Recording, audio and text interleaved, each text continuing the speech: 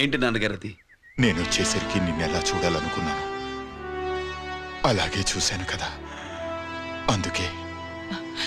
సుబ్బు, వెళ్ళి హారతి పళ్ళని తీసుకురా. అలాగే.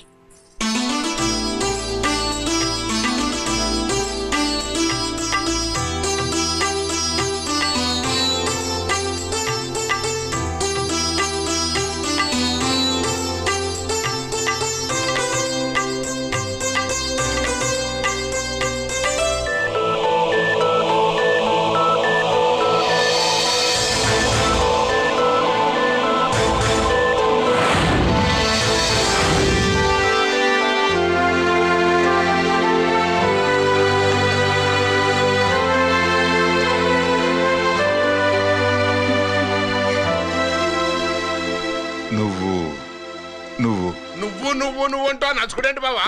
నా కూతురు సుబ్బలక్ష్మి. పక్కన గిరుండాలే. ఏడివాడు?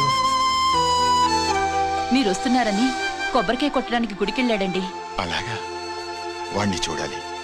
పద, గుడికి వెళ్దాం. పన్నెమేంటో తెలుసుగా, ఒకే గోలీతో ఒకే ఛాన్స్ లో కుండని పగలగొడితే కుండకి 100. ఓకేనా? ఓకే గాని అన్నా, ఈసారేంటి కప్పులు వదిలేసి డబ్బుల మీద పడ్డావు? సుబ్బులకి కొత్త డ్రెస్ కొనిద్దాం అనుకుంటున్నా. ఒరేయ్ లక్కీ, ఒక్కసారి నీ లక్కీ హ్యాండ్ తో దీన్ని టచ్ చేయరా.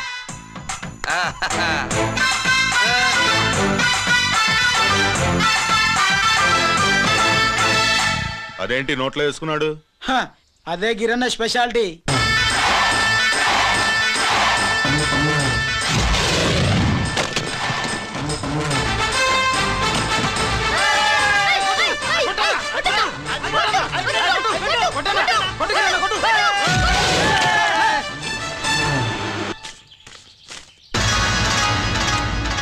ఏంట్రా ఇది?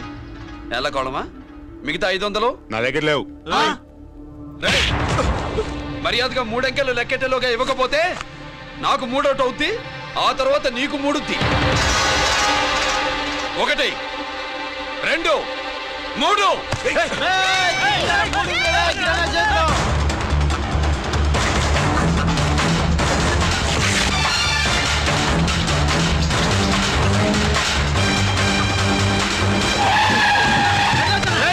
ఎక్కడికి పారిపోతున్నావు? దొరికావు. తీరా డబ్బు తీ బయటికి. 500 బయటికి తీరా, నరికేస్తా.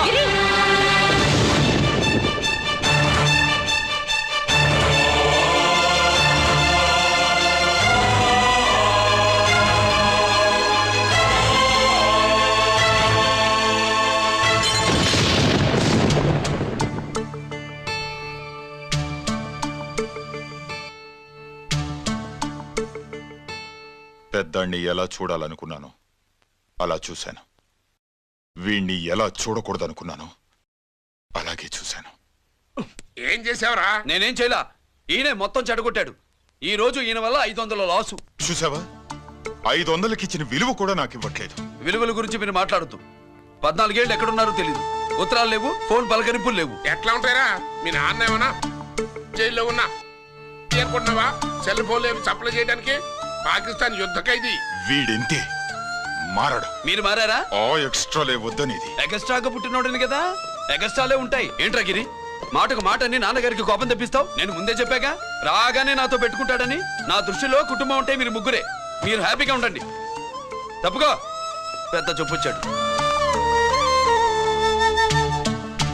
దమ్ముంటే నా తెగలు. పందరికి రెడీయా? రెడీయే. పందెమేంటో? ఈ సోడాని ఓపెనర్ తో పని లేకుండా చేత్తో ఓపెన్ చేసి ఎత్తిన సోడా దించకుండా గడగడా తాగేయాలి. తాగితే 200 ఇస్తా. అంతొద్దు, ఇంకో మాట చెప్పు. 500 ఇస్తా. అయితే ఓకే. అవునరా, లక్కీ గాడు ఎక్కడా? ఇంకా రాలేదన్నా. అన్నగిరన్నా, లక్కీ వాళ్ళ అమ్మ నాన్న ముగ్గురు చచ్చిపోయారన్నా. అందరూ పురుగుల మందు తాగేశారన్నా.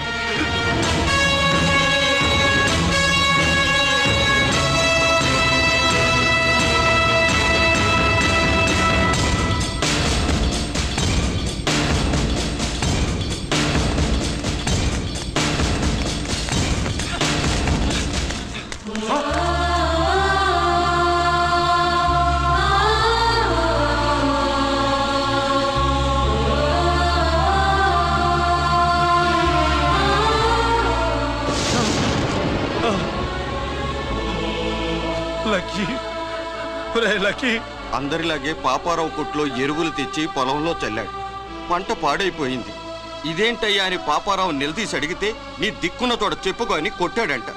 పంట పండకపోతే బ్యాంక్ అప్పు ఎలా తీర్చాలనుకున్నారేమో ప్రాణాలు తీసుకున్నారు. మన ఊర్లో రైతులందరి బతుకులు ఇట్నే తగలబడ్డాయిరా. ఆ పాపారావు గాడు కల్తీ ఎరువులు అమ్మినంత కాలం మనం ఇలాంటి చావుల్ని చూడాల్సిందేరా. వాళ్ళు పోవటమే కాకుండా అనవసరంగా పసిపిల్లని కూడా తీసుకుపోయారు.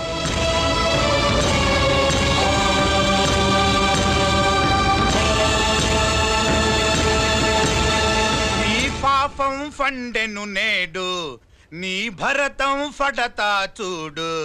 నీ ఫాలిటి ఎముణ్ణి నేను, నీ కరెక్ట్ మొగుణ్ణి నేను. బాఫాడా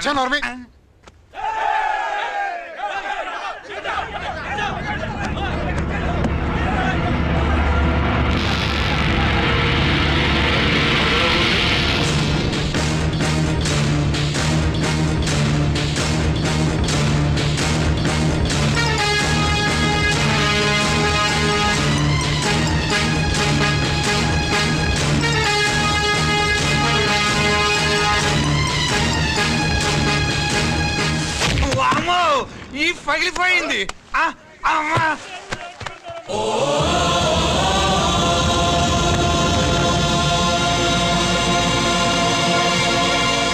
ఏంటిది? ఇదేమన్నా హాస్పిటల్ అనుకున్నావా? వీడికి ప్రాణం లేదు. అయితే ఇక్కడికి ఎందుకు తీసుకొచ్చావు? తీసుకెళ్ళి శ్మశానంలో తగలయి. రైతులు పంటలు పండిస్తున్నారు, కానీ పంటనెప్పుడు కల్తీ చెయ్యరు. కల్తీ లేని పంటను తిని ఒళ్ళు పెంచుకున్న మీకు మాత్రం కల్తీ అలవాట్లు వస్తున్నాయి. బియ్యంలో కల్తీ, నెయ్యిలో కల్తీ, పాలల్లో కల్తీ, నీళ్లలో కల్తీ, పెట్రోల్లో కల్తీ, విత్తనాల్లో కల్తీ, ఓట్లలో కల్తీ, నోట్లలో కల్తీ, ఆఖరికి పంటను కాపాడే ఎరువును కూడా కల్తీ చేసి పేద రైతుల ప్రాణాలు తీస్తున్నారా? చచ్చిన వాడికి ₹1,00,000 గవర్నమెంట్ ఇస్తుంది కదా. ఆ రూల్ పెట్టాక కూడా చాలా మంది ఆత్మహత్యలు చేసుకున్నారా? మా దగ్గర ఇంత లెక్చర్ ఇస్తావు. చచ్చిన వాడికి డబ్బు ఇవ్వద్దని గవర్నమెంట్ సిఫారసు చేయి. సిఫార్సు చేయాల్సింది మీలాంటి వాళ్ళను కాల్చి చంపమనరా? కరువు కాటకాలు రైతుల కడుపు మీద మాత్రమే కొడితే మీ కల్తీ ఎరువులు వాళ్ళ బతుకు మీద దెబ్బ కొడుతున్నాయిరా కుక్కల కొడకల్లా. రేయ్, ఆ లారీలో ఉన్న బస్తాలన్నీ దించండిరా.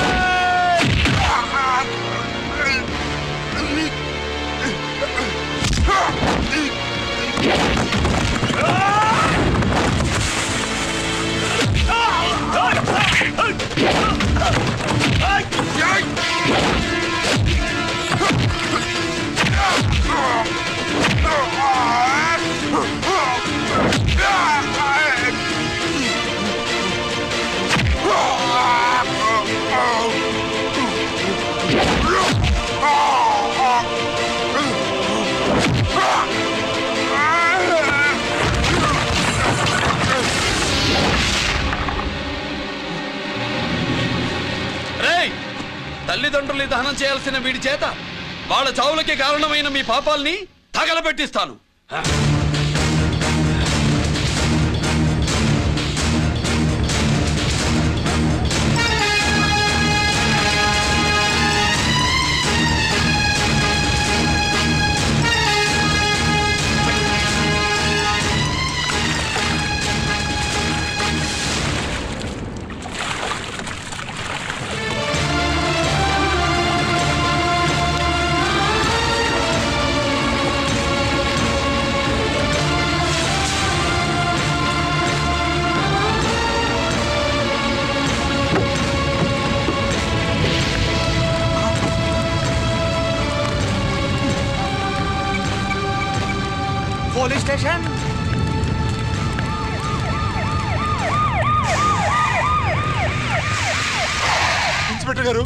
ఇన్స్పెక్టర్ గారు వీడే సార్ ఇదంతా చేసింది.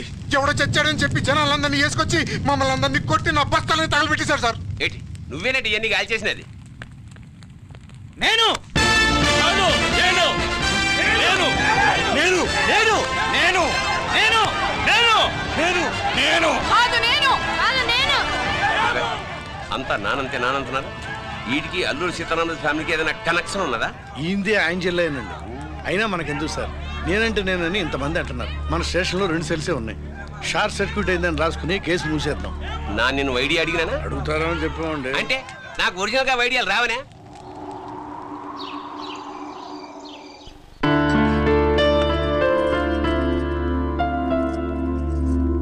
ఆగు రాజేశ్వరి.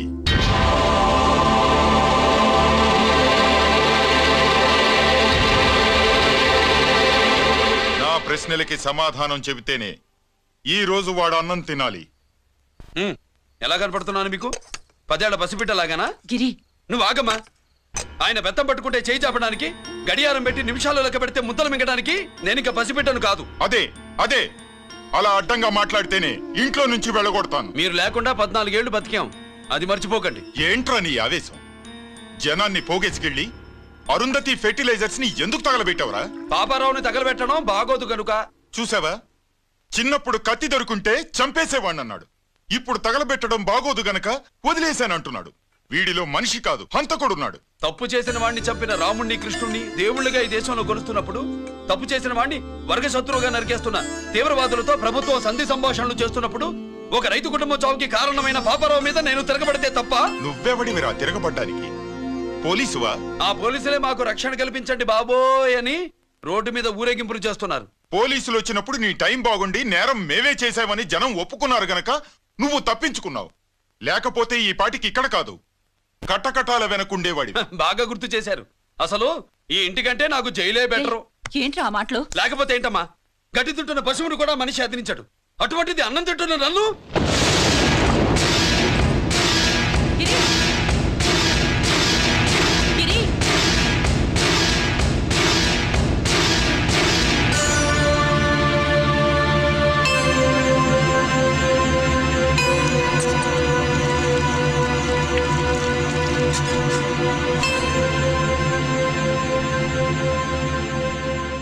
నన్ను ప్రేమించడం మానేయండి, ఊరుకుంటా.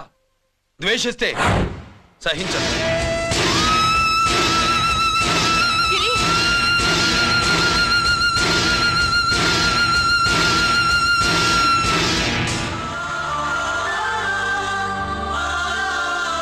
వాడిలా అయిపోయాడేంటి? వాడన్న మాటలు ప్రశాంతంగా కూర్చుని ఆలోచించండి, మీకే తెలుస్తుంది. రే కోటిగా, ఆ తగలబెట్టిన వాడి పేరేమిటి? ఆడి పేరు గిరి నాన్న. మన బ్యాంక్ చైర్మన్ ఎన్కౌంటర్ లో చంపాడే ఏసీపీ రంజిత్ కుమార్, వాడి తమ్ముడీడు. Thank you. ఏమండి, మన రంజిత్ అండి. మనం డబ్బు డిపాజిట్ చేసుకున్న బ్యాంకు బోర్డు తిప్పేస్తే ప్రభుత్వం పట్టించుకోలేదు. మన బతుకులు వీధన పడితే మన గోడు వినిపించుకోలేదు. అలాంటి పరిస్థితుల్లో బ్యాంక్ చైర్మన్ అక్రమంగా దాచుకున్న లంచం డబ్బును మనందరికీ సమానంగా పంచిచ్చిన ఆఫీసరు శ్రీ రంజిత్ కుమార్ గారు. ఆయనకు చేతులెత్తి నమస్కరిస్తున్నాను. రంజిత్ కుమార్ గారి లాగా అందరూ తమ బాధ్యతల్ని గుర్తించి సక్రమంగా నిర్వహిస్తే మన దేశం ఎంతో పురోభివృద్ధిని సాధిస్తుంది. జీతాలు తీసుకోవటమే మన డ్యూటీ అనుకునే వాళ్ళు కోకొలలుగా ఉన్న ఈ రోజుల్లో తన డ్యూటీని సక్రమంగా నిర్వహించిన నిజమైన ఆఫీసరు మన రంజిత్ కుమార్ గారు. ఆయన చేసిన ఈ సహాయం అంధకారంలో ఉన్న ఎన్నో కుటుంబాల్లో వెలుగు నింపింది. ఇప్పుడు వాలంటీర్ మిస్ స్వాతి మాట్లాడతారు. మామూలుగా ప్రజల కోసం రిస్క్ చేసిన ఆఫీసర్స్ ని ప్రభుత్వం ప్రమోషన్ ఇచ్చి సత్కరిస్తుంది. కానీ ఇప్పుడు వేరేలా సత్కరించడం జరిగింది. ప్రమోషన్తో కాదు, ట్రాన్స్ఫర్తో. బట్ ఈ నగర ప్రజలు మాత్రం ఏసీపీ గారిని ఈ మెడల్తో సత్కరిస్తున్నారు. ఇది గవర్నర్ గారి మెడల్ కన్నా, ప్రెసిడెంట్ మెడల్ కన్నా గొప్పదని నా ఉద్దేశం.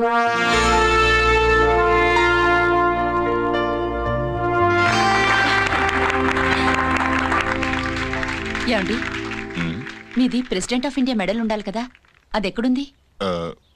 అది లేదు రాజేశ్వరి. ఏమైందండి? పోయింది. పోగొట్టుకున్నాను. అదేమిటండి అంత విలువైన మెడలు? పోయిందని చెప్తున్నాను కదా, విసిగించకు.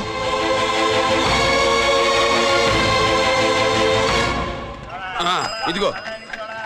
ఏంటి బావా నీ వెండి కప్పులన్నీ కరిగిస్తున్నావు? నా కాళ్ళకి వెండి పట్టీలు చేస్తున్నావా? కాదు. మరి దేనికోసం?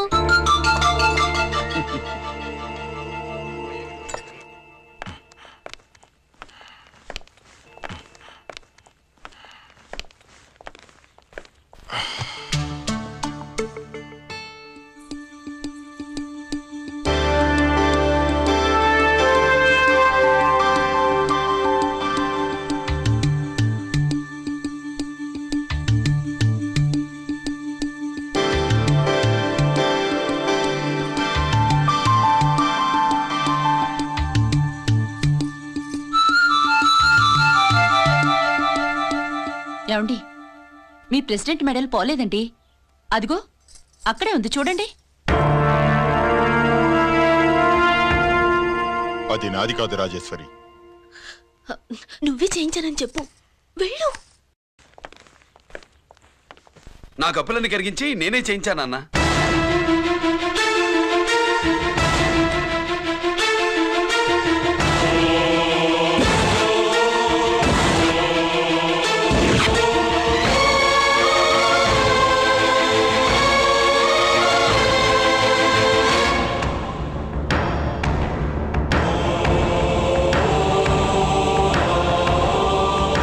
Mr. Chakravarti, surrender all your medals, including the President's Gallantry Award.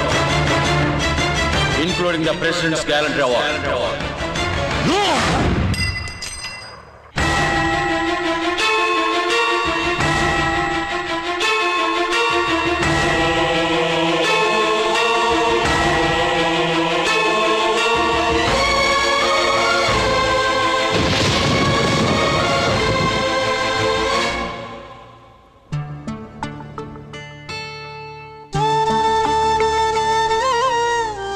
గిరి,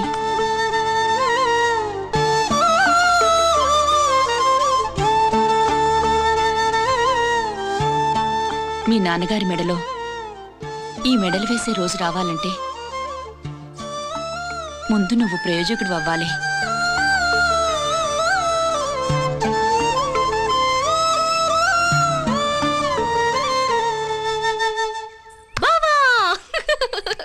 ఏంటి బావా నువ్వు ఈ టిఫిన్ సెంటర్ కంటే బట్టల షాప్ పెట్టుంటే బాగుండేది. బట్టల షాప్ అయితే రోజుకో చీర కట్టుకుందామనా? ఇదిగో, ఏ పని చేయకపోతే తప్పు గాని ఏదో ఓ పని చేయడం గొప్పేనే. సొత్తా ఉండు, త్వరలో దీన్ని 5 నక్షత్రాల హోటల్ చేస్తాను. బావా నీ ఫస్ట్ టైం రిబ్బన్ కోస్తున్నందుకు చాలా ఆనందంగా ఉంది. కావాలంటే ఈ రిబ్బన్ లో ముక్క కోసుకుని నీ జడలో పెట్టుకోగాని హోటల్ ఓపెనింగ్ చేసేది మాత్రం నువ్వు కాదు. రంజితాన్ని వచ్చేసాడు. స్వాతి,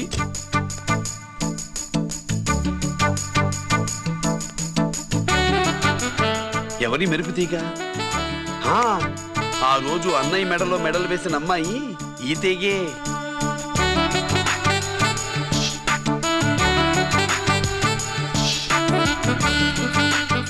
రా అన్నయ్య. ఏం శుభ్రు, బాగున్నావా?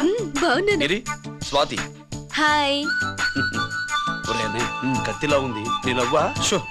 టైం అవుతుంది, ముందు రిబ్బన్ కట్టింగ్. పద.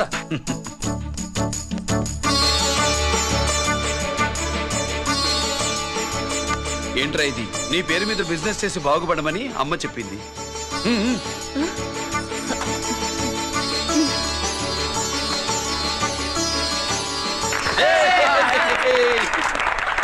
అమ్మే కదా రాలేదు.